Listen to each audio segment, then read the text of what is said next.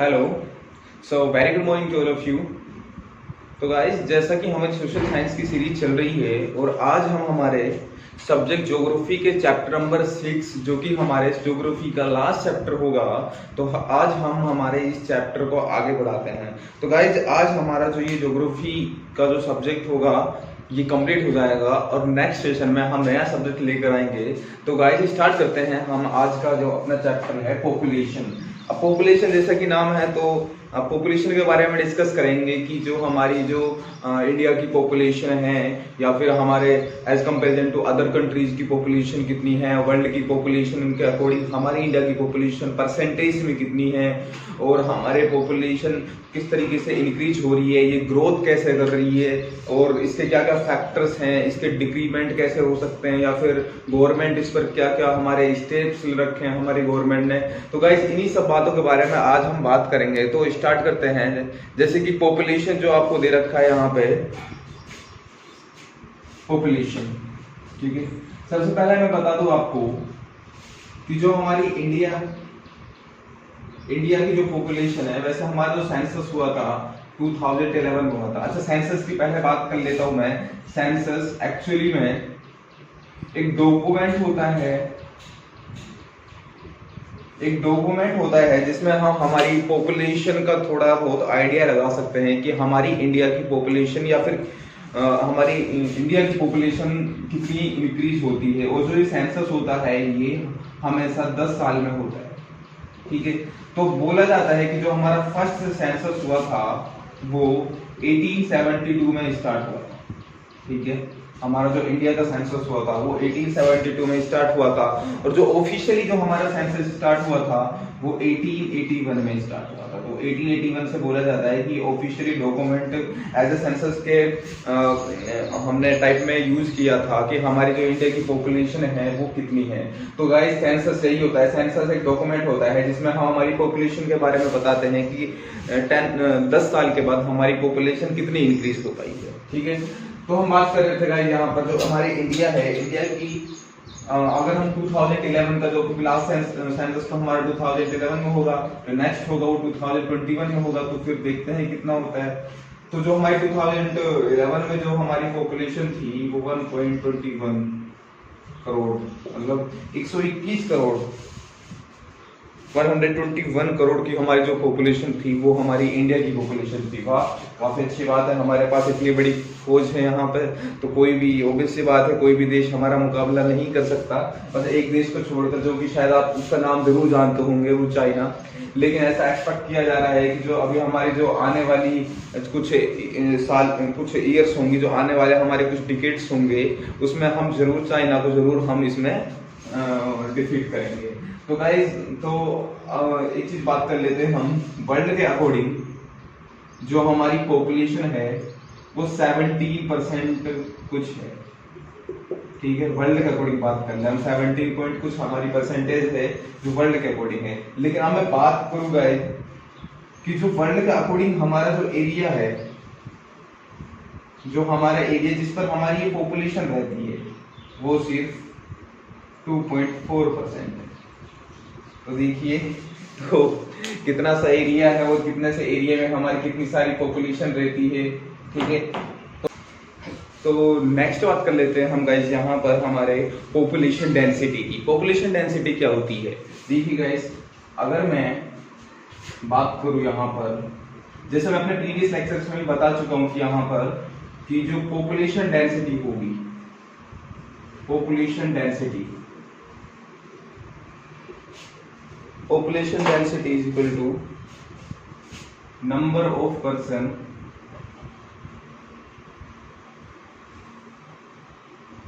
live in per unit area,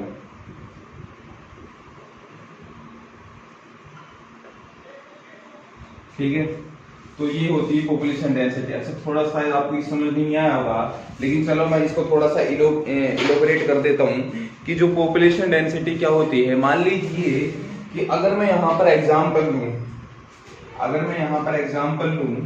यहाँ पे राजस्थान का एग्जांपल लूँ और उसके साथ साथ में यहाँ पर एग्जांपल लूँ हमारे उत्तर प्रदेश का, ठीक है। अब जो राजस्थान की पॉपुलेशन डेंसिटी होगी वो बेस सी बात है यहाँ पर लो होगी, और यहाँ उत्तर प्रदेश की जो पॉपुलेशन डेंसिटी होगी वो हाई होगी। मतलब कि जो राजस्थान में जो लोग रहते हैं, मतलब मान के चलिए एरिया होगा यहाँ का, आइडियली अगर हम बात करें वैसे ही, अगर 100 किलोमीटर का एरिया होगा और यहाँ पर सिर्फ 100 किलोमीटर के एरिया में सिर्फ यहाँ पर 100 ही लोग रहते होंगे, 100% ही रहते होंगे, ठीक है। ये हमारे राजस्थान के अकॉर्डिंग, हमारा आइडियली अगर थोड़ा एग्जांपल लेने की कोशिश करूं तो ये होगा 100 किलोमीटर में 100% ही रहते होंगे। अगर इसी को मैं अगर यूपी के अकॉर्डिंग मैं यहाँ पर इलेबोरेट करने की कोशिश करूं तो मान लीजिए अगर यहाँ पर भी 100 किलोमीटर का एरिया होगा और उसी 100 किलोमीटर के एरिया में यहाँ पर 1000 की पॉपुलेशन होगी, 1000% यहाँ पर लिव करेंगे। तो गाइस यही था पॉपुलेशन डेंसिटी की number of person per unit area, कि कितने लोग रहते हैं कितने एरिया में, तो यही था पॉपुलेशन डेंसिटी। तो ऑब्वियसली बात है आप कहीं ना कहीं थोड़ा ये आइडिया लगाइए कि हमारे अगर इंडिया की बात करें तो इंडिया में हमारे यूपी एक सबसे, मतलब यूपी की जो पॉपुलेशन हाई है तो ऑब्वियसली बात है वहां पर हमारी पॉपुलेशन डेंसिटी काफी ज्यादा मिलेगी। उसके साथ साथ में अगर बात करें बिहार की डेंसिटी ज्यादा मिलेगी, और अगर मैं कम डेंसिटी की बात करूं, हमारे कम वाले डेंसिटी वाले जो एरिया होंगे वो अरुणाचल प्रदेश, जहां पर मतलब स्पेस ज्यादा होगा और पॉपुलेशन रहने वाली कम होगी, ठीक है। तो जैसा अगर मैं ओवरऑल अगर मैं राजस्थान की बात करूं, राजस्थान का जैसे वेस्टर्न पार्ट की मैं बात करूं, वेस्टर्न जो डेजर्ट वाला पार्ट है, डेजर्ट वाला जो पार्ट है, क्योंकि डेजर्ट तो वेस्टर्न पार्ट में सिचुएटेड है, वेस्ट में है, ठीक है।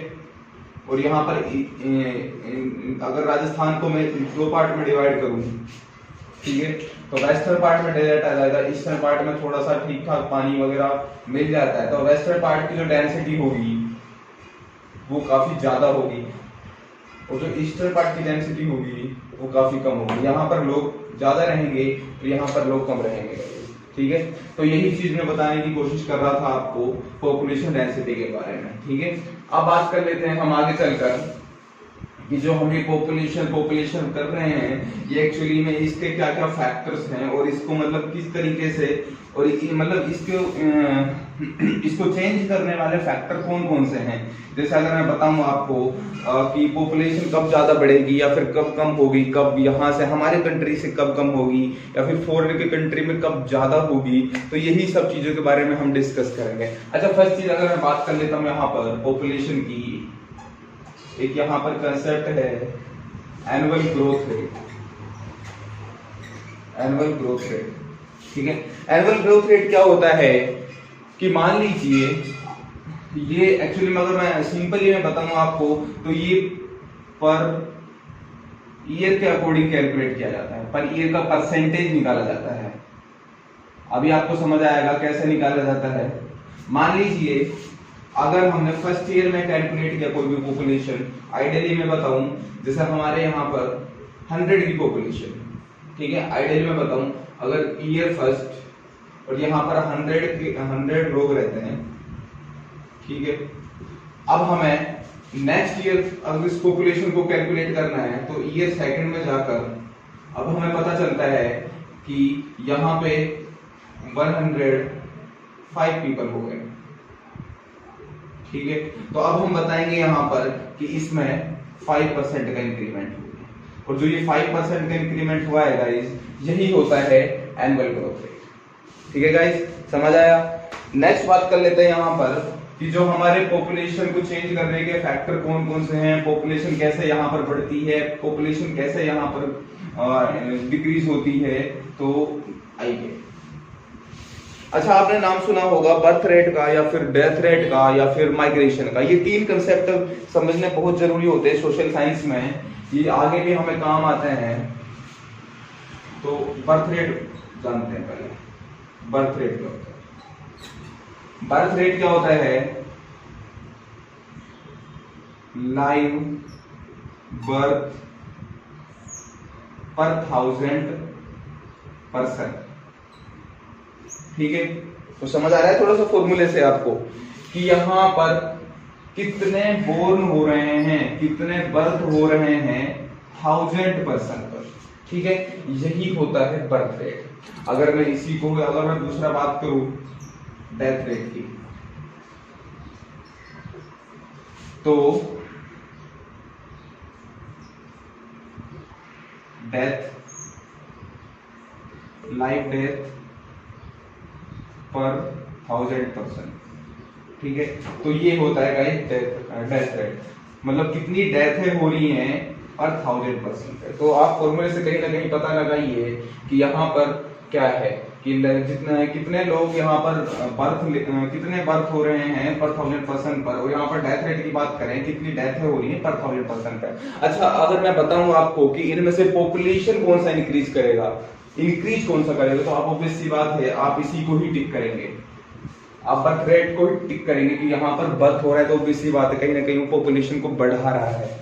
नेक्स्ट अगर डेथ रेट की बात करूं तो ये पॉपुलेशन को घटा रहा है, ठीक है गाइस। तो ये दो कंसेप्ट आप समझिए। तीसरा एक कंसेप्ट होता है माइग्रेशन का। माइग्रेशन इंटरनल भी हो सकता है, एक्सटर्नल भी हो सकता है। माइग्रेशन मीन्स कि if any people move one place to another place for any kind of reason, so it's called migration. मतलब कि कोई भी एक इंसान होगा वो अपनी जरूरतमंद चीजों के लिए एक जगह से दूसरी जगह मूवमेंट करेगा, उसी को हम माइग्रेशन बोल देते हैं, ठीक है। So one place to another place, ठीक है, तो यही होता है माइग्रेशन। अच्छा गाइस, अब मैं बताऊं आपको थोड़ा सा यहाँ पे ओवरऑल जो बर्थ रेट होगा तो वो तो ऑब्वियस सी बात है यहाँ पर इंक्रीज करेगा हमारी पॉपुलेशन को इंक्रीज करेगा, क्योंकि यहाँ पर तो बर्थ ले रहे हैं, ठीक है। अगर डेथ ज्यादा हो रही है और बर्थ कम हो रहा है तो ऑब्वियस सी बात है यहाँ पर हमारी पॉपुलेशन क्या करेगी, डिक्रीज करेगी, ठीक है।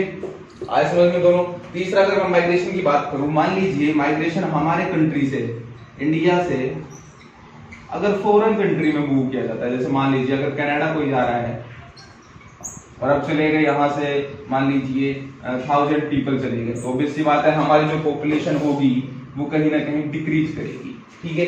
लेकिन अगर इसके अपोजिट हो जाए, कनाडा से लोग इंडिया आ जाए, तो ऑब्वियस सी बात है हमारी जो पॉपुलेशन होगी वो इंक्रीज करेगी, ठीक है गाइस। तो यही था हमारा ये तीन concept, birth rate, death rate and migration का जो कंसेप्ट था।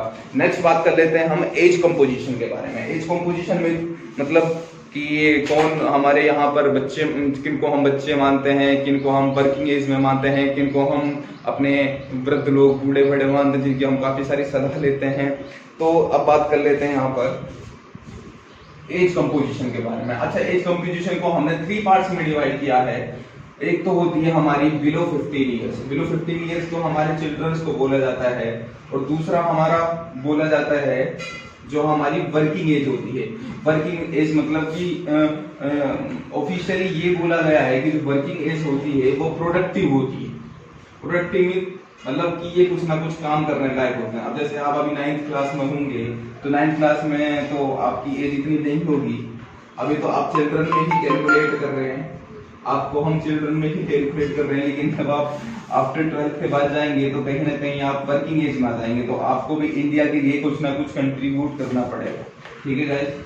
तो अब बात कर लेते हैं हम यहाँ पे एज कंपोजिशन के बारे में, ठीक है। एज कंपोजिशन, ठीक है। तो फर्स्ट एज कंपोजिशन होगा वो चिल्ड्रन को होगा। ये सारी चीजें एनसीईआरटी में गिवन होती है, आप एनसीईआरटी के साथ में रखकर भी देख सकते हैं। यहाँ पर मैं सिर्फ आपको इसके कंसेप्ट क्लियर करवा रहा हूँ, और जनरल यहाँ पर आपको मैं इस चैप्टर की नॉलेज देने की कोशिश कर रहा हूँ। तो जो चिल्ड्रंस होते हैं वो बिलो 15 ईयर्स होंगे, 15 ईयर होंगे, ठीक है। ये अनप्रोडक्टिव होंगे, मतलब अनप्रोडक्टिव होंगे कि ये कुछ इनको काम करना होता नहीं है, आराम से मस्त रहते हैं और मजे लेते हैं, ठीक है। नेक्स्ट बात कर लेते हैं यहाँ पर हमारे वर्किंग वाले होते हैं। वर्किंग कौन कौन से होते हैं? जो 15 ईयर्स से लेकर 59 ईयर्स तक के जो होते हैं वो एक्चुअली में हमारे वर्किंग एज के लोगों को बोला जाता है, और जो ये इनको बोला जाता है, ये प्रोडक्टिव होते हैं। प्रोडक्टिव मीन्स कि जो हमारी इंडिया की जो इकोनॉमी को चला रहे हैं तो वो यही लोग चला रहे हैं, ऐसा बोला जाता है हमारी गवर्नमेंट के अकॉर्डिंग। लेकिन ऐसा नहीं है कि हमारे यही सारे लोग काम के हैं, तो काम के तो ये भी होते हैं। तो गाइस यही मैं बताने की कोशिश कर रहा था। तो ये हमारा इम्पोर्टेंट जो हमारा जो एज ग्रुप है तो ये वाला है, वर्किंग एज वाला 15 से लेकर 59 ईयर्स के बीच में। तो ये हमारा प्रोडक्टिव एज ग्रुप है। थर्ड की बात करें हमारे ओल्ड पर्सन, ठीक है, तो जो इनको हम रिटायर भी बोल देते हैं, समझ रहे हो। जब आप 59 से अबव हो जाएंगे, 59 से अबव हो जाएंगे तो आप प्रोडक्टिविटी से रिटायर्ड कर लेंगे। मतलब कि आपके बस की कुछ नहीं रहेगा, आप ना काम करने के लायक रहेंगे ना कुछ करने के लायक रहेंगे। आप हमारी इंडिया में, इंडिया की जो इकोनॉमी है उसमें कोई कंट्रीब्यूट नहीं करेंगे, तो आपको हम रिटायर की कैटेगरी में रख देंगे। तो गाइस यही था हमारा आज का एज कंपोजिशन। तो अब हम नेक्स्ट बात कर लेते हैं यहाँ पर। नेक्स्ट टॉपिक में बताऊं आपको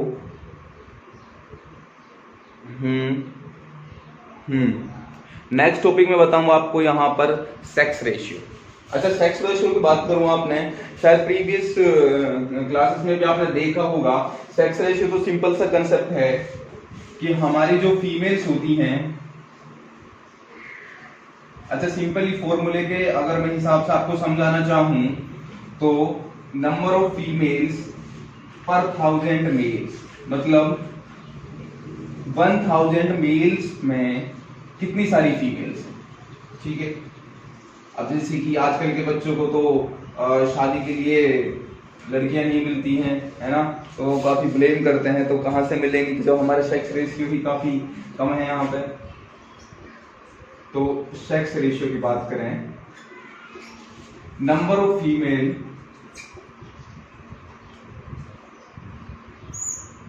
पर 1000 मेल्स, ठीक है। तो गाइस यही है सेक्स रेशियो कि हमारे 1000 मेल्स पर कितनी सारी फीमेल्स हैं, ठीक है। अभी के टाइम में जो रेशियो चल रहा है 946, 943, पहले तो 931 तक था, ठीक है। तो ये सारा का सारा रेशियो चल रहा है। तो 946 हमारी यहाँ पर जो फीमेल्स हैं और 1000 हमारे मेल्स हैं, तो कैसे यहाँ पर हमारा नहीं बैठ पाएगा सिस्टम। तो हमें यहाँ पर सेक्स रेशियो को थोड़ा, मतलब जो ये हमारी जो कंडीशन है काफी, ये अभी फिलहाल के लिए खराब चल रही है। तो हमें थोड़ा सा ये जो फीमेल्स के जो अगेंस्ट जो भी हमारे यहाँ पर क्रिमिनल एक्टिविटीज होती हैं, या फिर जो आपको पता होगा यहाँ पे कि काफी सारे ये फीमेल फोर्टिसाइड होते हैं, और ये पहले ही यहाँ पर बर्थ से पहले ही यहाँ पर फीमेल्स को मार दिया जाता है। तो इन चीज़ों की हमें कमी करने की ज़रूरत है, हमें लोगों में अवेयरनेस की फैलाने की ज़रूरत है। तो फिर ज़रूर जब लोग एजुकेट होंगे तो ऑब्वियसली बात है फीमेल को ज़्यादा इंपॉर्टेंस मिलेगी। तो हमारा ये रेशियो मान के चलिए 1000 मेल होंगे और इन पर 1100 फीमेल होंगी, तो ये रेशियो तब ज्यादा अच्छा लगेगा, तब इन सबको भगा भगा के मारेंगी ये तो यही सारी चीजें। तो गाइस अब बात कर लेते हैं हम आगे नेक्स्ट।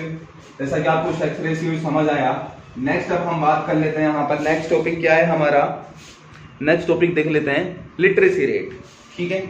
अच्छा, लिटरेसी रेट मतलब जैसे कि आप पढ़े लिखे हो, ऑब्वियसली बात है 9th क्लास में पहुंचे तो पढ़े लिखे ही होंगे अच्छे।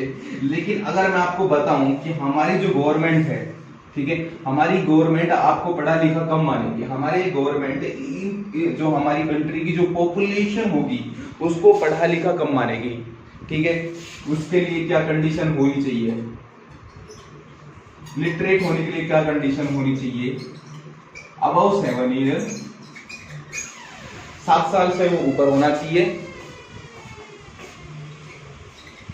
राइट एंड रीड, ठीक है, लिखना जानता हो और पढ़ना जानता हो और वो 7 साल से अबव हो, तो वो हमारी जो गवर्नमेंट है उनकी नजरों में वो एक लिटरेट या शिक्षित लोग माने जाते हैं। तो बेसिक बात है आपको जरूर लिखना भी आता होगा, पढ़ना भी आता होगा, तो आप खुश हो जाइए कि आप सारे पढ़े लिखे लोग हैं, ठीक है गाइस। तो ये था हमारा लिटरेट। अब हम बात कर लेते हैं लिटरेसी रेट की। लिटरेसी रेट की अगर मैं बात करूं यहाँ पर, कि लिटरेसी रेट क्या होता है। मान लीजिए आप किसी भी यहाँ पर स्टेट से बिलोंग करते होंगे। अगर मैं यहाँ पर एग्जाम्पल लूँ उत्तर प्रदेश का, ठीक है, उत्तर प्रदेश का एग्जाम्पल लूँ यहाँ पर कि अगर मैं थोड़ा सा और आइडियली बात करूँ यहाँ पर कि यहाँ पे 1 लाख की पॉपुलेशन है यहाँ पे, ठीक है, 1 लाख की पॉपुलेशन है और यहाँ पर इनमें से सिर्फ 50,000 लोग ही लिटरेट हैं। तो गाइस इस उत्तर प्रदेश की 50% लिटरेसी रेट, समझ आया।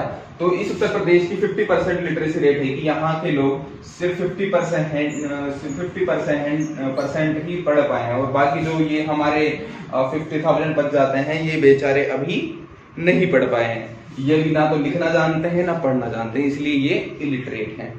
ठीक है गाइस, तो नेक्स्ट चलते हैं अब हम ऑक्यूपेशनल स्ट्रक्चर। अब ऑक्यूपेशनल स्ट्रक्चर की बात करें, ऑक्यूपेशन कहीं ना कहीं आपको समझ आ रहा होगा, आपने सुना भी होगा ऑक्यूपेशन के बारे में कि ऑक्यूपेशन मतलब कहीं ना कहीं ये वर्क से रिलेटेड की बात कर रहा है कि जो हमारी जो पॉपुलेशन है वो हमारे इंडिया में या फिर ओवरऑल कहीं की भी बात करूं मैं कि वो हमारे वर्क में कहां कहां एंगेज होती है, वो कहां कहां काम करते हैं। ठीक है, तो हमारे ऑक्यूपेशनल स्ट्रक्चर में हमने वर्क को 3 पार्ट्स में हमने डिवाइड किया है। आपने सुना भी होगा प्राइमरी, सेकेंडरी एंड टर्शियरी। ठीक है, तो गाइस अब मैं बात कर लेता हूं यहां पर प्राइमरी। ठीक है, आपको मैं बताऊं प्राइमरी में हमारे एग्रीकल्चर, हमारे फिशिंग, ठीक है, माइनिंग, ठीक है, और उसके बाद में एनिमल हस्बेंड्री, मतलब ये सारी चीजें हमारे प्राइमरी सेक्टर में या फिर प्राइमरी ऑक्यूपेशनल स्ट्रक्चर है हमारा, उस चीज में आती है कि जो हमारी पॉपुलेशन है वो कहीं ना कहीं एग्रीकल्चर, फिशिंग, माइनिंग इन सब में एंगेज होती है और ये सारी की सारी जो पॉपुलेशन होती है वो प्राइमरी में आती है। ठीक है गाइस, अब हम सेकेंडरी की बात करें। सेकेंडरी में कौन आते हैं? कंस्ट्रक्शन, फैक्ट्रीज, ये सारी चीजें आती है। सेकेंडरी में कौन आते हैं? जो कंस्ट्रक्शन में एंगेज होते हैं या फिर फैक्ट्री में वर्क करते हैं। ठीक है गाइस, टर्शियरी की बात करें, टर्शियरी में कौन आते हैं? अब जैसे आप बड़े होकर डॉक्टर बनेंगे, टीचर भी बनेंगे, ठीक है, उसके बाद में आप IAS, ये सारे जो अच्छी जो सर्विसेज होती हैं इन सब में जब आप जाएंगे तो आप लोग सब टर्शियरी में आ जाएंगे। ठीक है, तो ऑक्यूपेशन के अकॉर्डिंग हमने 3 पार्ट्स में इसको डिवाइड किया है, प्राइमरी, सेकेंडरी, टर्शियरी। प्राइमरी में एग्रीकल्चर, फिशिंग, माइनिंग आ जाते हैं और सेकेंडरी में कंस्ट्रक्शन, फैक्ट्रीज आ जाती हैं और थर्ड टर्शियरी में हमारे या डॉक्टर या फिर लॉयर या फिर टीचर या फिर IAS वगैरह ये सारी चीजें आ जाती हैं गाइस। ठीक है, नेक्स्ट बात करें अभी हम यहाँ पे हेल्थ की। नेक्स्ट टॉपिक है हमारा यहाँ पर हेल्थ। अब आपको बताऊं मैं, अब हमारे जो पहले की जो पॉपुलेशन थी या फिर पहले की जो हमारे लोग हुआ करते थे, जो हमारे पहले के लोग हुआ करते थे, वो आपको बताऊं मैं आपको उनकी जो लाइफ एक्सपेक्टेंसी थी। मतलब लाइफ एक्सपेक्टेंसी क्या होती है कि जो वो लोग जीते थे वो मैक्सिमम 40 ईयर्स तक जीते थे। ठीक है, क्यों जीते थे? कि वहां पर उस टाइम पे हेल्थ फैसिलिटीज अवेलेबल नहीं थी। अभी के टाइम में तो आपको अगर फीवर भी हो जाए या फिर कुछ भी हो जाए तो आप जाकर फटाफट मेडिकल पे जाएंगे और वहां पर टैबलेट लेंगे, लेकिन उस टाइम पे कुछ ऐसी फैसिलिटीज या फिर वो हॉस्पिटल प्रोवाइड नहीं थे या फिर हमारे लिए कोई फैसिलिटी नहीं थी, तो वहां पर लोग पहले ही सुलट जाया करते थे। ठीक है, लेकिन अभी के टाइम में ऐसा नहीं है। अभी के टाइम में जो हमारी लाइफ एक्सपेक्टेंसी है वो हमारे यहाँ पर 67, 68, 69 या फिर 70 तक हम कह सकते हैं। क्यों ये सब क्यों हमारे यहाँ पर पॉसिबल है? अभी के टाइम में कि यहाँ पर हमारे अभी हेल्थ फैसिलिटीज यहाँ पर अवेलेबल है। हमारे यहाँ पर हॉस्पिटल भी हैं, मेडिकल फैसिलिटीज भी है, काफी सारी फैसिलिटीज हमारे यहाँ पर है। ठीक है, इसलिए हम इतने साल तक जी पाते हैं। पहले के टाइम में तो हम 40 साल में ही भगवान को प्यारे हो जाते थे। ठीक है, तो गाइस अब हम बात कर लेते हैं यहाँ पर हेल्थ की हम बात कर रहे थे कि हेल्थ में बस छोटा सा है, कुछ नहीं है कि हेल्थ पे हमें थोड़ा सा ध्यान देना चाहिए, जिससे कि हम हमारी जो पॉपुलेशन है हमें उसे बचा के रखना चाहिए। हमारे जो प्रोडक्टिव जो स्ट्रक्चर है, हमारा जो एज ग्रुप है हमारा प्रोडक्टिव 15 से 59 पे, इस पे भी हमें ध्यान देना चाहिए, क्योंकि ये आगे चलकर आने वाले टाइम में हमारे फ्यूचर के जो भी लोग होंगे प्रोडक्टिव, क्योंकि लीड करेंगे यही हमारे कंट्री को। तो हेल्थ सेक्टर जो हेल्थ फैसिलिटीज हैं हमें प्रोवाइड करवानी काफी जरूरी है। तो यही चीजें बताने की कोशिश कर रहा था। अच्छा, एक चीज और मैं बताऊंगा आपको कि हमारी जो पॉपुलेशन है, ठीक है, अब ऐसा तो है नहीं ये पॉपुलेशन जैसे बढ़ रही है हमारी, इंक्रीज हो रही है, ये ऐसा तो है नहीं कि ये 1947 से ही इंक्रीज हो रही है या फिर उससे पहले से 1900 से ही इंक्रीज हो रही है। ये पॉपुलेशन कहीं ना कहीं 1951 से इसको बोला गया है, 1951 से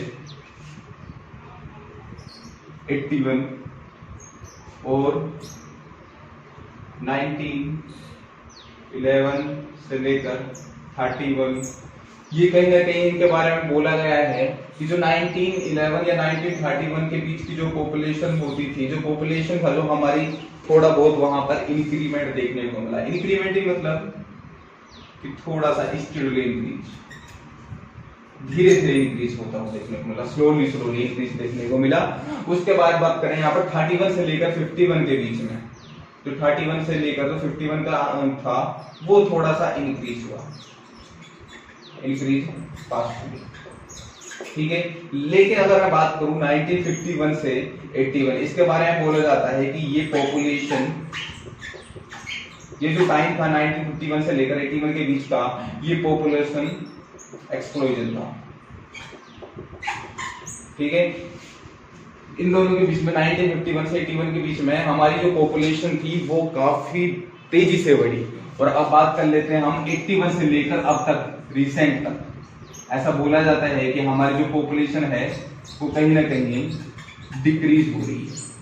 ठीक है गाइस, तो यही था हमारा पॉपुलेशन कैसे बढ़ रही, कहां से बढ़ रही है हमारी, कैसे बढ़ी, जैसे यहाँ पर धीरे धीरे बढ़ी, फिर थोड़ा सा तेज बढ़ने लगी, फिर यहाँ पर पॉपुलेशन एक्सप्लोजन हुआ, फिर 81 से हमारी जो पॉपुलेशन है वो डिक्रीज होने की तरफ आई है।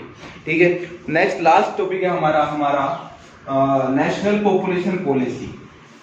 अब नेशनल पॉपुलेशन पॉलिसी मतलब कि आपने सुना ही होगा कि हम दो हमारे दो, ये सारे तो अपने डायलॉग सुने ही होंगे। तो फिर ये कहीं ना कहीं हमारी गवर्नमेंट की जो पॉलिसीज होती हैं उनके कहीं ना कहीं ये स्लोगन होते हैं। तो हमारे यहाँ पर नेशनल पॉपुलेशन पॉलिसी बनाई गई हमारे गवर्नमेंट की तरफ से 2000 में, नेशनल पॉपुलेशन पॉलिसी बनाई गई 2001 में। ठीक है, इसके अकॉर्डिंग बोला गया कि लोगों को अवेयर कीजिए, लोगों को थोड़ा एजुकेट कीजिए कि पॉपुलेशन अगर आप लोग ज्यादा बढ़ा दोगे तो कहीं ना कहीं रिसोर्सेज का हम ज्यादा यूज करेंगे, ज्यादा कंजप्शन करेंगे, तो आने वाले फ्यूचर जनरेशन के लिए हमारे पास रिसोर्सेज की काफी कमी होगी। और उसके साथ साथ उन्होंने बर्थ कंट्रोल पर भी ध्यान दिया, बर्थ कंट्रोल का भी बोला उन्होंने कि थोड़ा बर्थ कम होना चाहिए हमारे यहाँ पर। वही है सारा, ओवरऑल यही होना चाहिए कि हमारे लोगों को एजुकेट कीजिए और अवेयर कीजिए इस चीज के लिए कि पॉपुलेशन को रोकना, पॉपुलेशन को कम करना कितना जरूरी होता है। उसके बाद में और बात करें हम स्लोगन, जैसा मैंने आपको बताया, हम दो हमारे दो, ये वाला। अच्छा, एक ऐसा भी बोला गया कि अगर आप मतलब आपके अगर 2 ही चिल्ड्रंस होते हैं तो आपको अगर हमारे 2 से ज्यादा चिल्ड्रंस होते हैं तो शायद आपको गवर्नमेंट जॉब वगैरह इन चीजों में आपको हमारी तरफ से गवर्नमेंट प्रोवाइड नहीं करवाएगी कोई भी फैसिलिटी या फिर किसी भी स्कीम का आपके लिए बेनिफिट नहीं मिलेगा। इसीलिए यहाँ पर बोला गया है कि यहाँ पर 2 ही चिल्ड्रन होने चाहिए। तो ओवरऑल गाइस यही सारी चीजें हैं। तो नेशनल पॉपुलेशन पॉलिसी का सिर्फ यही एक मोटिव था कि लोगों को अवेयर कीजिए कि किस तरीके से हम पॉपुलेशन को हमारी को रोक सके। तो thank you very much guys. तो कैसा लगा आप सभी को ये हमारा सोशल साइंस का जो लेक्चर था, हमारा लास्ट लेक्चर था हमारी इस ज्योग्राफी का। ठीक है, तो मिलते हैं नेक्स्ट सब्जेक्ट में।